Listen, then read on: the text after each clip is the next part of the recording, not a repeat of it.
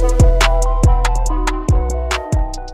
guys, welcome to another video. My name is Bahauddin, and in this snappy tutorial we are going to learn how to create a wide variety of shapes all in Adobe Illustrator. First, click and hold where the line tool is, a select polar grid tool. You can now click anywhere and get access to a variety of different options. This include slides and checkbox, but we are going to cancel because there's a better way to do this. Hold Alt or Option and drag from the center, and before you let go of the mouse you can use the arrow keys on your keyboard to control the amount of radial dividers and concentric circles. So let's start with a circle of 2 halves. We can then press right on the keyboard to add another divider. We can then create a target. How about a wheel?